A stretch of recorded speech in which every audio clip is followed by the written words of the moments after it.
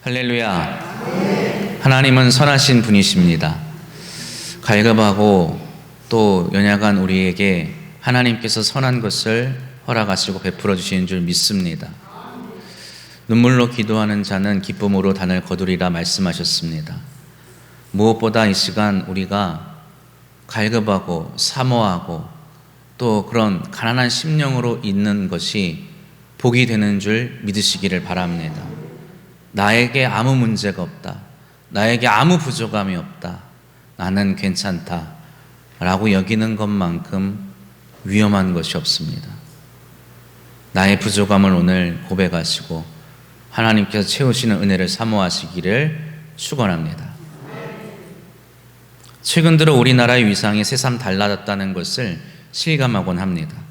최근 정치권에서 일어나는 일들이 좀 부끄럽기도 하고 답답하기도 하지만 그 밖에 경제나 문화 방면에서 일어나는 일들은 우리가 대한민국 국민이라는 자부심을 느끼게 할 만큼 고무적인 사례들이 너무나 많이 있지요. 어느 광고의 문구처럼 지구 면적의 0.0197%, 세계 여러 나라 중에 영토의 면적이 105번째로 아주 작은 나라이지만 세계의 열강이라 불리우는 나라들과 어깨를 나란히 견주며 살아간다는 것은 사실 기적에 가까운 일이 아닌가 싶습니다. 특히 수년 전부터 흔히 말하는 한류 열풍이 일본이나 동남아시아를 넘어서 전 세계적으로 확대되어 세계의 수많은 사람들이 우리 한국의 문화에 열광하는 것을 보면 이게 정말 진짜인가 싶을 정도입니다. 아마 오늘날 인터넷이 발달해서 지구 반대편의 소식도 쉽고 빠르게 알 수 있게 되어서 망정이지, 누가 저 세계 반대편에서 지금 한국의 문화가 인기를 끌고 있습니다, 한국 드라마가 인기를 끌고 한국어를 배우는 사람들이 많이 있습니다 라고 말하면 사실 믿어지십니까? 피부에 와닿지가 않죠. 최근에 세계적으로 서비스하는 인터넷 방송 매체에 K-팝이라 불리우는 한국 노래를 주제로 한 애니메이션이 큰 화제를 불러일으켰습니다. 제목이 K-데몬 헌터스라는 이름입니다. 이 애니메이션이 큰 화제를 불러일으켰는데 이 애니메이션에는 K-팝뿐만이 아니라 한국인들이 누구나 즐겨하는 문화들이 곳곳에 소개되고 있습니다. 우리면 누구나 즐겨하는 김밥이라든지 젊은이들의 문화인 인생 네컷과 같은 사진을 찍는 것들, 그리고 한국의 유명한 한의원, 그리고 한의원에 가면 꼭 무엇을 가져오죠? 한약을 지어오죠. 그러한 것들까지도 그 애니메이션에 소개되고 있지요. 한국을 대표하는 동물인 호랑이와 까치, 그리고 우리나라 전통의 의복인 갓, 한복 등등 헤아릴 수 없는 한국의 문화들이 줄거리 곳곳에 녹아들어서 전 세계인들의 관심을 집중시키고 있습니다. 얼마 전에는 미국의 빌보드 차트 1위에 그 주제가가 올랐다고도 소식을 들은 것 같습니다.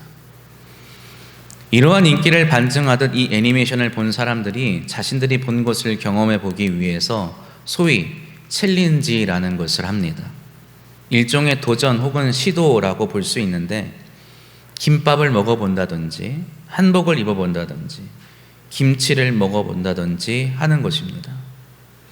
며칠 전에 본 뉴스에는 햄버거의 본류라고 할 수 있는 미국에서 한국에서 파는 햄버거를 먹어보고 싶어서 우리나라 브랜드의 버거를 먹기 위해서 3시간씩 줄을 서서 먹는다는 소식을 들은 적이 있습니다. 이 무더운 날씨에 시원한 콩물국수 한 그릇 먹기 위해 10분 기다리는 것도 할까 말까인데 햄버거 먹겠다고 3시간을 기다린다는 게 도무지 이해가 가지 않습니다.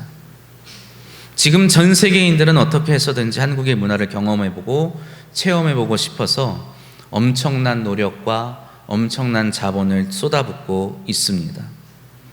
이러한 연유로 해서 최근 한국에 여행 오는 외국인 관광객도 많이 늘어났다고 합니다. 그러나 지금 제가 해드린 이야기를 들으시는 우리 성도님들의 심정은 어떻습니까?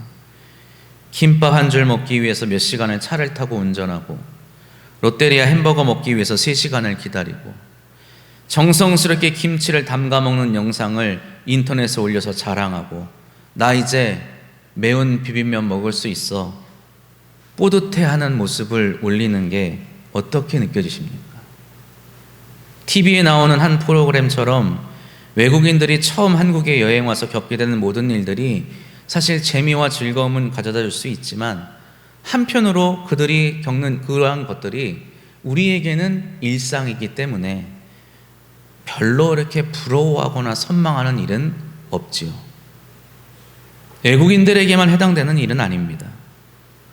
인터넷에서 가끔 광주에 가면 꼭 먹어보아야 하는 음식이라는 소개가 보일 때가 있습니다. 몇몇 식당들이 맛집으로 소개되는 것을 보지요. 실제로 그러한 소개를 보고 몇 시간씩 걸려서 광주에 찾아오는 사람들이 있습니다. 식당을 찾아와서 음식을 먹지요.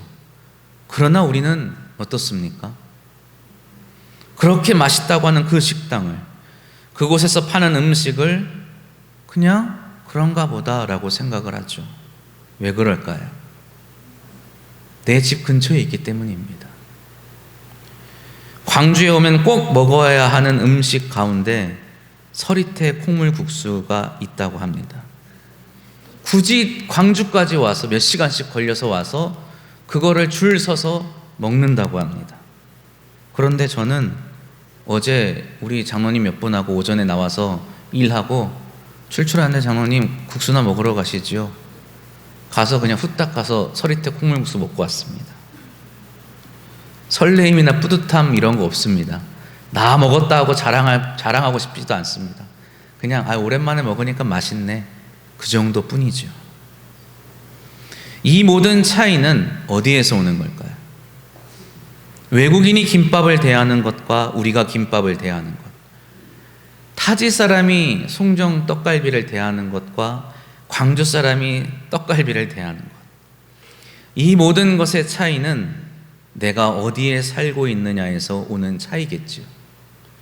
우리가 한국 사람이기에 한국의 것을 특별하게 생각하지 않는 겁니다. 우리가 광주 사람이기에 광주에서 먹을 수 있는 음식에 대해서 지나치게 환상이나 기대가 없는 것이지요. 김밥 얘기하니까 김밥 드시고 싶지 않으신가요? 드시고 싶으면 근처 아무 분식집이나 가면 금방 먹을 수 있습니다. 미국 사람들은 3시간, 4시간씩 운전해서 사다 먹는다고 하는데 우리는 3시간, 4시간이 아니라 3분이면 먹지 않습니까? 멀리 갈 필요 없죠. 수고할 필요도 없습니다. 누군가는 그 집이 제일 맛있다고 꼭 거기여야만 한다고 말하지만 때로 우리는 그 집보다 더 맛있는 찐 맛집을 알고 있을 때도 있죠. 우리는 진짜 한국인이고 진짜 광주 사람이기 때문입니다. 그런데 우리는 진짜 한국인이고 진짜 광주 사람인과 동시에 진짜 그리스도인이기도 하죠. 한국을 공부하고 한국에 여행 오고 한국 문화를 체험하는 외국인이 아니라 우리는 진짜 한국에 살고 있는 진짜 한국인처럼 우리는 기독교를 공부하고 교회에 놀러 오고 기독교 문화를 체험하는 사람들이 아니라 진짜 그리스도인들입니다. 다만 오늘 본문에서 사도 바울이 말한 논지를 따르면 우리 중에 모두가 진짜 그리스도인들은 아닙니다. 갑자기 서운해지시죠? 오해하지 말고 들으십시오. 여러분을 폄훼하려는 것이 아닙니다. 바울은 본문에서 우리 골로새 교회 성도들을 향하여 진짜 그리스도인이라고 말하는데 그 진짜 그리스도인인 이유는 바로 그들이 예수 그리스도의 이름으로 세례를 받았기 때문입니다. 다시 말하자면 세례를 받은 사람 모두 진짜 그리스도인이다라고 말하는 것이죠. 이러한 관점에서 보면 아직 우리 중에 세례를 받지 못하신 분이 있지 않습니까? 그런 점에서 제가 방금 그렇게 말씀드립니다. 그렇다고 해서 낙심하지 말아야 할 것은 그분들도 곧 세례를 받으실 것입니다. 이제 9월에 접어들고 하반기가 시작되면 세례를 받지 못하신 분들을 위한 세례 교육을 또 시작하려 합니다. 세례를 받지 못하신 분이나 이제 교회에 처음 나와 신앙생활을 시작하시는 분들, 그리고 교회를 좀 많이 다녔지만 그래도 신앙의 규범이나 신조를 더 잘 배우고 싶어 하시는 분들, 이러한 분들을 위해서 교육 일정을 잡아보려고 합니다. 참고하셔서 관심과 열심을 내시고 신앙의 유익과 발전이 있기를 축원합니다. 본문으로 돌아와서 사도 바울은 어떻게 골로새 성도들이 참 그리스도인이, 진짜 그리스도인이 되었는지에 대해서 말합니다. 우리가 참 그리스도인이 되는 것은 우리로부터 시작하는 것은 사실 아닙니다. 바로 하나님과 그의 아들 예수 그리스도께서 친히 이루어내신 일부터 시작하는 것이지요. 바울은 1장 12절에서 하나님께서 우리로 하여금 성도의 기업을 얻게 하셨다며 감사드립니다. 그 기업이라는 것은 우리를 위하여 예비하신 것인데 바로 우리를 하나님께서 사랑하시는 아들을 통해 갈 수 있는 나라라 말합니다. 1장 13절로 14절 말씀입니다. 그가 우리를 흑암의 권세에서 건져내사 그의 사랑의 아들의 나라로 옮기셨으니 그 아들 안에서 우리가 속량 곧 죄사함을 얻었도다. 아멘. 우리를 흑암의 권세에서 건져내시고 당신의 아들의 나라, 즉 하나님 나라의 백성이 되게 하신 하나님께 감사합니다. 감사합니까? 감사합니다. 감사해야 합니다. 우리가 이 은혜의 기업을 얻을 수 있는 방법은 오직 이것 하나이기 때문입니다. 우리가 하나님의 나라에 갈 수 있는 것은 어떻게 갈 수 있습니까? 믿음으로 간다 하죠. 그러나 실상은 먼저 예수 그리스도께서 우리를 위하여 십자가에 죽으셨기 때문에 가능한 것입니다. 그는 모든 피조물보다 먼저 나시니요 보이지 아니하시는 하나님의 형상이시요 모든 주권과 통치자들이나 권세들이나 만물보다 위에 계신 주님이시요 교회의 머리시요 근본이시요 만물의 으뜸이신 줄 믿으시기를 바랍니다. 그분이 십자가에 달려 돌아가시고 사흘 만에 부활하셨음을 우리는 믿는 것입니다. 나를 위해 죽으셨음을 믿는 것이죠. 바울은 이어서 말합니다. 23절 만일 너희가 믿음에 거하고 터 위에 굳게 서서 너희 들은 바 복음의 소망에서 흔들리지 아니하면 그리하리라.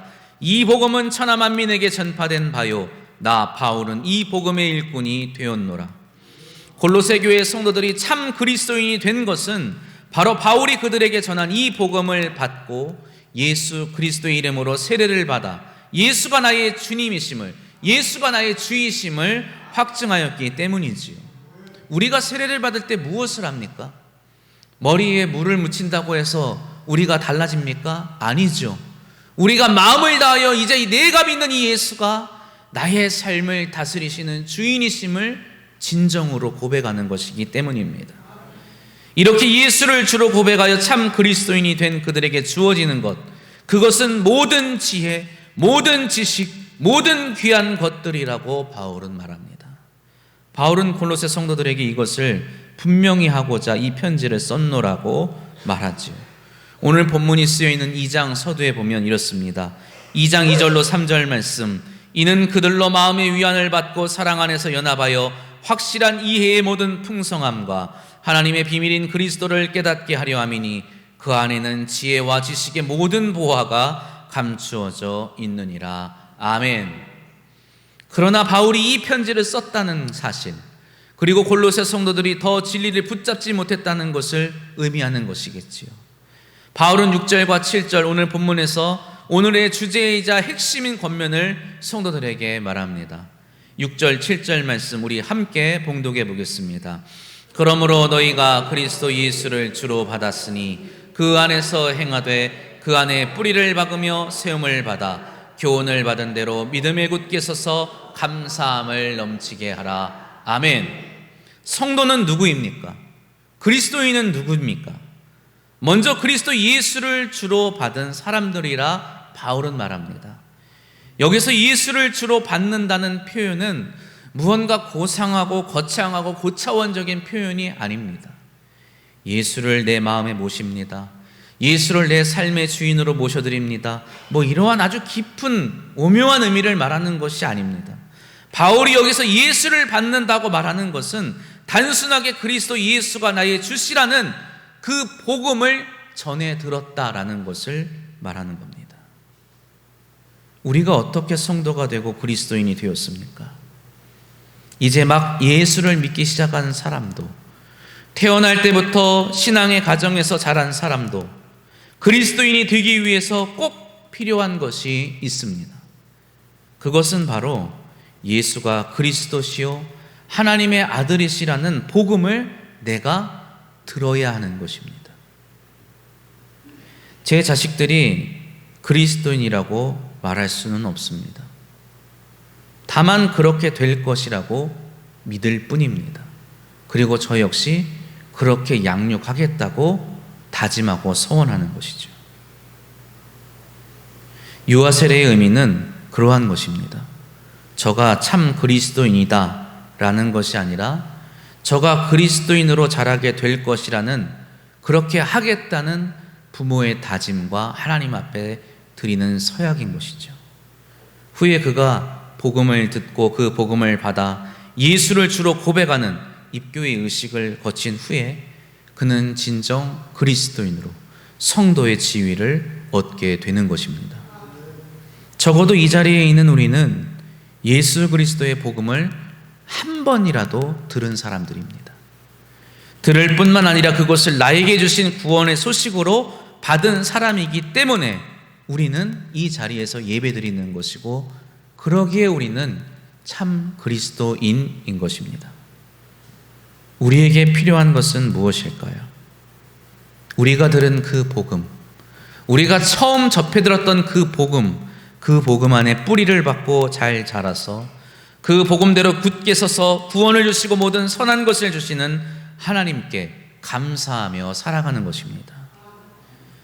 그러나 감사함을 넘치게 하라는 바울의 권면이 의미하는 것이 무엇일까요? 감사하라 권면하는 자는 감사하고 있습니까? 감사하지 않고 있겠죠.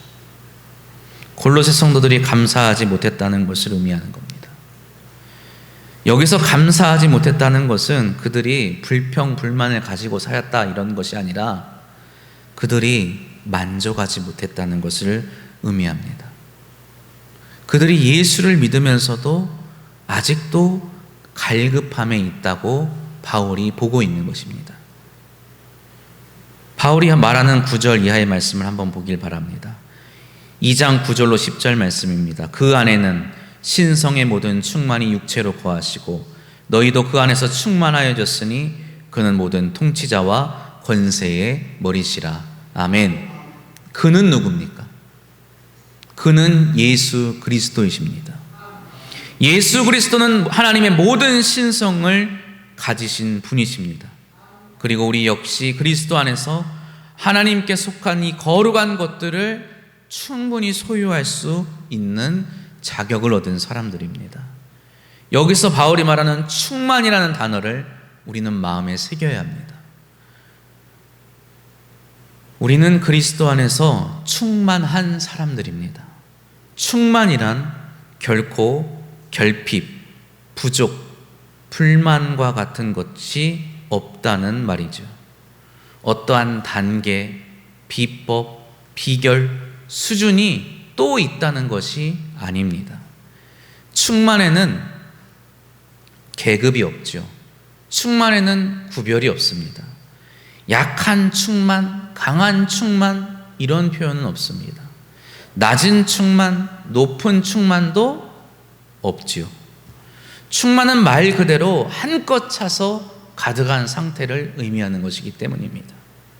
모자람이나 넘침이 없이 온전히 가득 차 있는 것이기 때문에 우리는 그리스도인으로서 이 충만하여졌으므로 약함이나 강함이 없고 낮음이나 높음이 없는 것입니다. 교회에 계급이 있을까요? 교회에 수준이 있습니까? 교회에 강자와 약자가 있을까요? 교회에는 결코 그러한 것이 있을 수 없습니다. 세상의 철학과 초등학문, 다시 말해 세상을 움직이는 이 원리로 볼 때에는 사람이 모이면 당연히 계급이 있고 강자와 약자가 있기 마련입니다. 비단 권력의 문제에만 해당하는 것이 아닐 것입니다. 오늘 본문에서 바울은 그러한 교회에서 일어날 법한 이 권력의 문제를 다루는 것이 아닙니다. 골로새 교회에서 일어나는 문제는 사실 권력의 문제가 아니었어요. 그들은 보다 더 깊은 영성, 보다 더 높은 영성, 보다 더 충만하고 보다 더 풍성한 신앙의 열매를 갈망하는 것이 문제였습니다. 언뜻 보면 좋아 보이지 않습니까? 내가 더 하나님을 더 풍성하게 누리고 내가 더 하나님이 주신 은혜를 더 많이 누리고 얼마나 귀한 마음인 것 같습니까? 그들은 그렇게 생각했어요. 예수가 그리스도시요 나의 주이심을 내가 믿었으니 이제 내가 그리스도인으로 좀 더 깊고 좀 더 높은 영적 경지에 다다르고 싶다고 말입니다. 더욱더 큰 비밀을, 더욱더 신비로운 경험을, 더 놀라운 신앙의 체험을 하고 싶다고 그들은 생각한 것이죠. 그럴 때 골로새 교회에 들어온 거짓 교사들이 그들에게 말합니다. 그리스도인으로서 더 큰 신비와 비밀을 얻고자 한다면, 더 높은 영적인 수준에 오르고자 한다면 또 다른 것을 해야만 한다고. 고대로부터 하나님의 율법을 받아 하나님을 섬겨온 사람들이 있었다고 그들은 말합니다. 누구죠?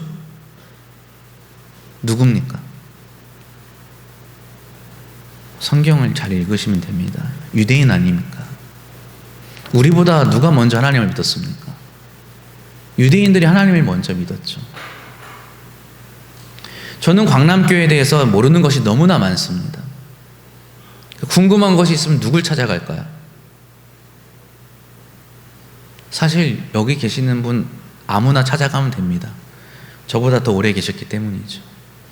장로님은 찾아갑니다. 여쭤봐요. 장로님, 제가 잘 몰라서 그러는데 이러이러한 거 어떻게 된 겁니까? 잘 알려주시죠. 장로님이 먼저 광남교회에 계셨기 때문이에요. 그들은 비슷한 논리로 말합니다.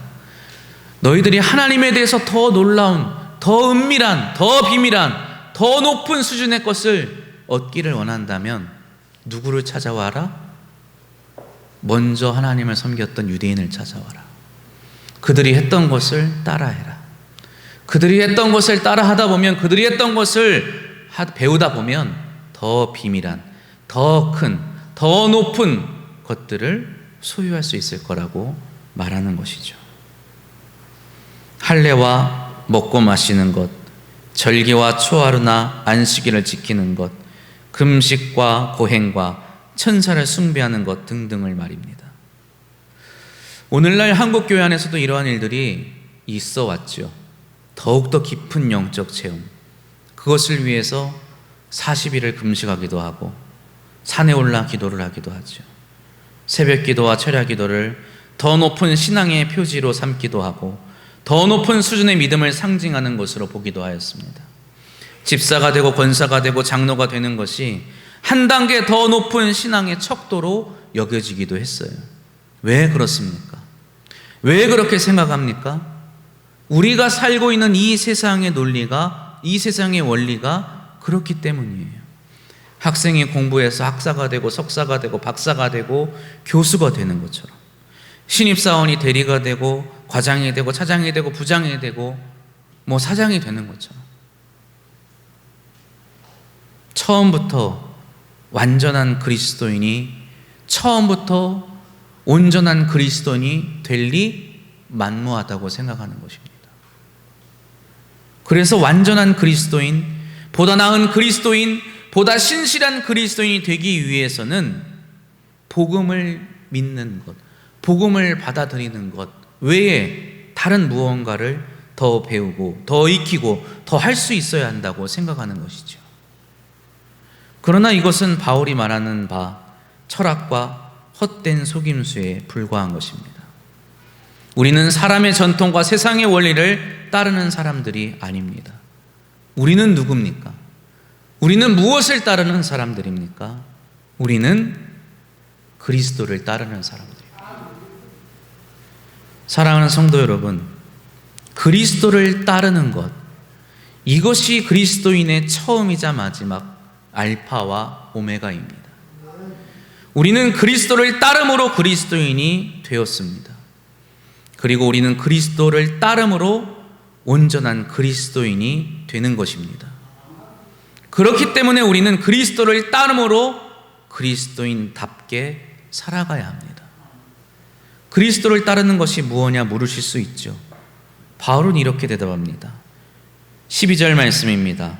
너희가 세례로 그리스도와 함께 장사되고 또 죽은 자들 가운데서 그를 일으키신 하나님의 역사를 믿음으로 말미암아 그 안에서 함께 일으키심을 받았느니라. 아멘. 그리스도를 따르는 것, 그것은 그리스도와 함께 죽어 장사 지내는 것입니다. 이 세상의 방식으로부터, 이 세상의 관념으로부터, 이 세상의 원리로부터 나는 죽어서 장사되는 겁니다. 사람들이 말합니다. 세상에는 사는 방식이 있다고 말하죠. 세상에는 사는 비결이 있다고 말합니다. 세상에는 행복해지는 비법이 있다고 말하죠. 그러나 우리는 그리스도와 함께 그것들로부터 죽어야 하는 것입니다. 실상 우리는 죽은 자들입니다. 죽어야 하는 것이 아니라 죽은 자들이라니까요. 무엇을 의미하는 걸까요? 우리에게는 하나님의 강권적인 은혜로 세상의 원리나 세상의 방식이 통하지 않는다는 것을 의미합니다. 그래서 제가 진심을 담은 건 아니지만 혹여 권면하거나 충고할 때 이런 말을 하기도 합니다. 정 세상의 것이 그렇게 부러우시면 차라리 예수를 믿지 마십시오. 내가 예수를 구주로 고백하는 순간 나의 삶은 세상의 방식과는 전혀 다르게 작동하기 때문입니다. 하나님은 나를 그런 방식으로 이끌어가지 않으세요.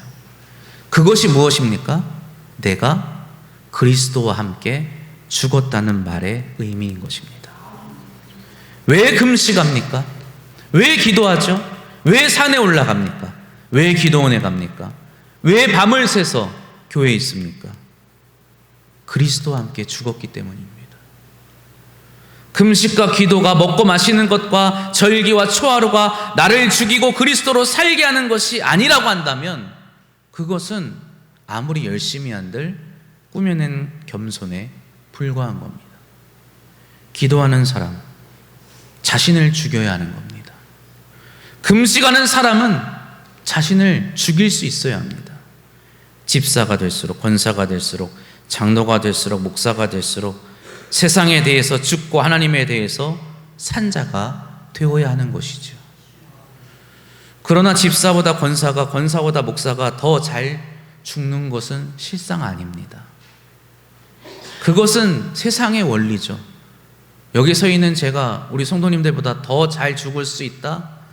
꼭 그렇지만도 않습니다. 저기 앉아있는 우리 시안이가 여기 앉아있는 우리 모두보다 더 자신을 죽이고 그리스도를 주로 섬기며 살아갈 수도 있는 것입니다. 그것이 그리스도를 받은 자의 특권입니다. 시안이가 올해 세례를 받았죠. 그 세례를 통해서 시안이는 자신의 삶을 우리 예수 그리스도께서 주관하신다고 고백하였어요. 우리 아이가 그것을 가지고, 우리 시안이가 그것을 가지고 지금 오늘 당장부터 살아갈 수만 있다고 한다면 우리 모두보다 더 훌륭한 그리스도인이 될 수 있다고 바울은 말하는 겁니다. 저들이 받은 예수 그리스도의 복음, 주는 그리스도시여 살아계신 하나님의 아들이시라는 그 복음만으로 저들은 충분히 그렇게 할 수 있다고 우리는 깨달아야 하는 겁니다. 신앙의 연수가 자랑이 될 수 없어요. 기도하는 시간이 많다고 자랑할 수가 없습니다. 금식을 40일 했다고 자랑할 수가 없는 겁니다. 성경을 얼마나 통독했느냐, 주일 성수를 내가 몇 년 동안 했느냐 자랑할 수가 없습니다. 왜요? 자랑은 나를 죽이는 것이 아니라 나를 살리는 것이기 때문입니다. 진정 참된 경건에 속한 사람은 교회에서 그리스도 안에서 무엇을 한다 한들 자랑하지 않는 사람입니다. 우리의 자랑은 무엇일까요? 오직 하나입니다. 그리스도를 따라서 죽는 것이죠. 그리스도인으로 참된 만족을 얻고 싶으신 분은, 자랑스러운 신앙생활을 하고 싶으신 분은 그리스도를 따라 죽으시기를 바랍니다. 그분이 하신 바대로 용서하고 사랑하는 자로 살아가시기를 바랍니다. 이 얼마나 심플합니까? 이 얼마나 간단합니까? 더 놀라운 경지, 더 신비로운 무언가 필요 없어요. 예수님이 하신 말씀대로 살면 되는 겁니다. 그런데 이 간단한 것조차 우리는 10년, 20년, 30년 예수를 믿으면서 하지 못할 때가 너무나 많죠. 어제를 한번 돌이켜보세요. 우리가 모든 것을 용서하였습니까? 우리가 모든 사람을 사랑하였습니까? 우리는 여전히 그 단 하나, 그리스도를 따르는 것, 그리스도와 같이 살아가는 것, 여전히 그것을 우리의 유일한 목표로 삼고 있음에도 이루지 못하고 있음을 봅니다. 우리는 그것 하나만으로도 그리스도인, 참된 그리스도인, 온전한 그리스도인이 될 수 있음을 깨달으시기를 바랍니다. 세상에 대하여 미련하고 선에 대하여 지혜로운 자로 살아가시기를 바랍니다. 악을 선으로 갚고 약한 자와 궁핍한 자를 긍휼히 여기시기를 바랍니다. 나그네를 기꺼이 선대하며 살아가야 합니다. 이웃을 내 몸처럼 여기라고 말씀하신 그 말씀, 제가 여러분을 만난 지 이제 2년도 안 됐지만 제가 한 것만 해도 여러분은 아마 귀에 몇 번이나 들으셨을 겁니다. 그러나 우리는 여전히 이웃을 내 몸처럼 여기라는 주님의 말씀을 또 들어야 하는 사람들입니다. 우리가 그 말씀대로 살아간다면 그것이 우리의 참된 만족이요 참된 자랑이 될 줄로 믿습니다. 기도하겠습니다.